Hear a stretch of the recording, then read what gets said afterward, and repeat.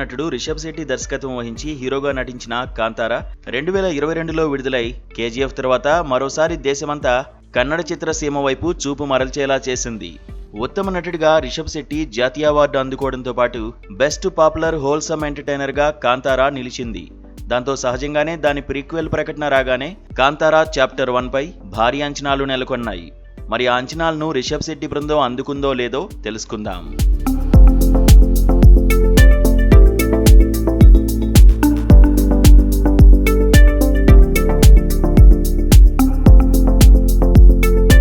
ఇది కాంతారకు కాస్తంత ముందు జరిగిన కథ.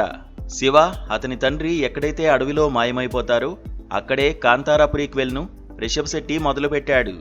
8వ శతాబ్దంలో కదంబుల కాలం నాటి కథగా దీన్ని చూపించారు. కాంతారా అనేది శివుడు తపస్సు చేసిన ప్రదేశం. భర్త కోసం పార్వతీదేవి సైతం ఇలకు వచ్చి అక్కడో పూదోటను ఏర్పాటు చేస్తుంది. దైవిక శక్తి నీడలో ఉన్న ఆ ప్రాంతం మీద, అక్కడ ఉన్న దేవుని శిల మీద దుష్టశక్తుల దృష్టి పడుతుంది. కాంతారలోని గిరిజనులకు ఓ రోజున పెద్ద పులి కావలి కాస్తున్న చిన్న పసిబిడ్డ దొరుకుతాడు. దేవుడి బిడ్డగా అతన్ని భావించి బెర్మే అనే పేరు పెట్టి గిరిజనులు అతన్ని పెంచుతారు. బెర్మే పెరిగి పెద్దవాడయ్యేటప్పటికి భాంగ్రా యువరాజు కులశేఖర్ కన్ను కాంతారలోని దేవుని శిలపై పడుతుంది. తన తాత చేయలేని పనిని తాను చేయాలనుకుని విఫలమవుతాడు. అతనికి బుద్ధి చెప్పి వెనక్కి పంపిన బెర్మే తన సహచరులతో కలిసి భాంగ్రాను చూడ్డానికి వెళ్తాడు. అక్కడ యువరాణి కనకావతితో అతనికి పరిచయం అవుతుంది. భాంగ్రాలో వెట్టి చాకరీ చేస్తున్న తన తోటి గిరిజనులకు విముక్తి కలిగించడం కోసం భాంగ్రా ఓడరేవు ద్వారా సుగంధ ద్రవ్యాల వర్తకం చేయడం కోసం బెర్మే సిద్ధమవుతాడు. ఆ సందర్భంలో అతనికి భాంగ్రా నుండి ఎలాంటి ఆపద ఎదురైంది, దైవిక శక్తితో దానిని అతను ఎలా ఎదుర్కొన్నాడు అనేది మిగతా కథ.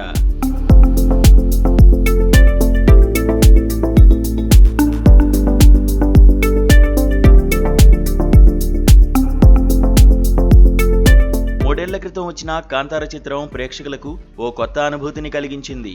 ఆ సినిమా క్లైమాక్స్ థియేటర్లలో ప్రేక్షకులకు పొనకాలు తెప్పించింది. ఓ అనే కేకలతో థియేటర్లు దద్దరిల్లిపోయాయి. ఆనాటి స్పందనను దృష్టిలో పెట్టుకుని దాన్ని మించిన అనుభూతిని ప్రేక్షకులకు అందించాలని రిషబ్ శెట్టి తీవ్రంగానే ప్రయత్నించాడు. అయితే కాంతారాలోని ఎమోషన్ని క్యారీ చేయడంలో మాత్రం ఫెయిల్ అయ్యాడు. కాంతారాను మించి ఈ సినిమాను భారీగా తీయడానికి రిషబ్ ప్రయత్నించాడు. అందులో సఫలీకృతుడయ్యాడు. కాంతార కంటే రిచ్గా, గ్రాండ్గా ఈ ప్రీక్వెల్ను తెరకెక్కించాడు. బట్ కాంతారతో పోల్చి చూసుకున్నప్పుడు ఎక్కడో ఏదో లోటు జరిగినట్టు ప్రేక్షకుడికి అనిపిస్తుంది. కాంతారను చూడని వారు మొదటిసారి దీన్ని చూస్తే ఖచ్చితంగా థ్రిల్ ఫీల్ అవుతారు. కానీ పోలిక వచ్చినప్పుడు మాత్రమే సంతృప్తిని వ్యక్తం చేయలేరు. అంత మాత్రం చేత ఈ సినిమాను తక్కువ చేయాల్సిన పని లేదు. 2 గంటల 48 నిమిషాల నిడివి ఉన్న ఈ సినిమాను కాస్తంత ట్రిమ్ చేసి ఉంటే బాగుండేది.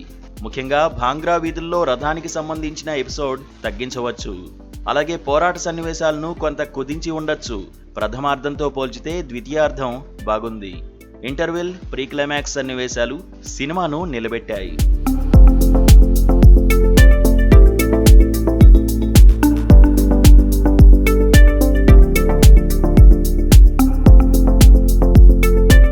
నటీనటుల విషయానికి వస్తే రిషబ్ శెట్టి పాత్ర ప్రారంభం నార్మల్గా ఉన్నా ఆ తర్వాత దాని గ్రాఫ్ పెరుగుతూ వెళ్ళింది.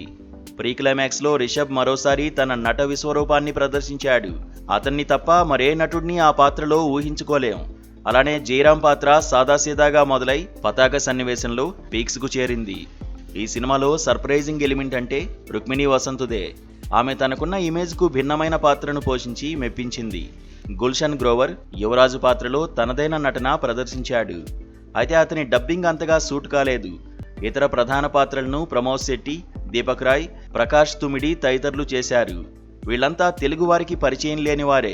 సంగీత దర్శకుడు అజినీష్ లోక్నాథ్ మరోసారి ప్రాణం పెట్టి ఈ సినిమాకు పనిచేశాడు. అతని నేపథ్య సంగీతంతో చాలా సన్నివేశాలు ఎలివేట్ అయ్యాయి. అయితే కాంతారాలోని సిగ్నేచర్ ట్యూన్ ఇందులో మిస్ అయింది. అరవింద్ ఎస్ కశ్యప్ సినిమాటోగ్రఫీ బాగుంది. హోంబలేకు రాజీపట్ని నిర్మాణ సంస్థగా పేరుంది. కాంతారా చాప్టర్ 1తో ఆ విషయం మరోసారి నిరూపితమైంది. ఈ సినిమా ఒకేసారి వివిధ భారతీయ భాషల్లో విడుదలైంది కాబట్టి కలెక్షన్ నెంబర్స్ ఆశాజనకంగా ఉండొచ్చు. పైగా దసరా సీజన్ దీనికి కలిసి వచ్చే అంశం. అయితే కాంతారాతో పోలిక వచ్చినప్పుడే ప్రేక్షకులు పెదవి విరిచే ఆస్కారం ఉంది.